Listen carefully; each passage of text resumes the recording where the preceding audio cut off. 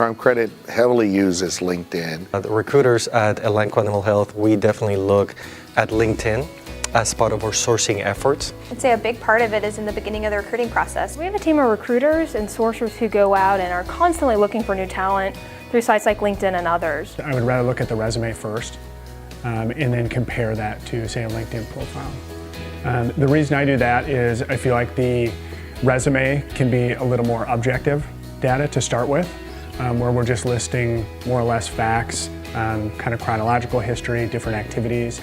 And then when I get into the LinkedIn profile, I'm probably looking for a few more of the intangibles. Things like what are recommendations, maybe listed at the bottom, what groups or associations or companies do they follow. For universities specifically, or individuals coming out of college, we do look at their LinkedIn profile, but typically is not until we're actually to a point of making an offer or down to our final few candidates. Now, as you go throughout your career, those will become more and more important. I think a good LinkedIn profile is authentic, it's descriptive, it's detailed.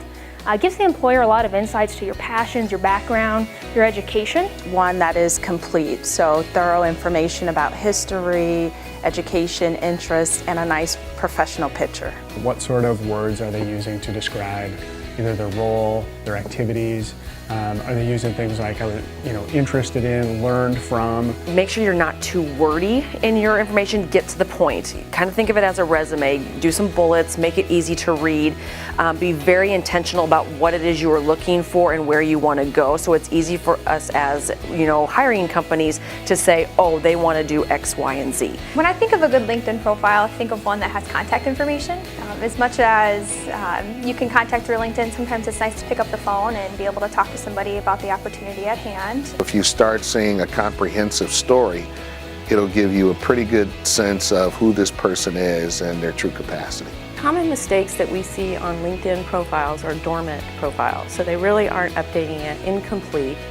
Make sure that you don't leak it to other events that you would say that are not professional. They either will highlight maybe activities or roles that don't necessarily pertain to what it is they're seeking. While it's great that you worked at the local pizza place in your hometown, it maybe isn't applicable to what it is you're doing now. Highlight your leadership skills that you've learned and gathered throughout your collegiate career.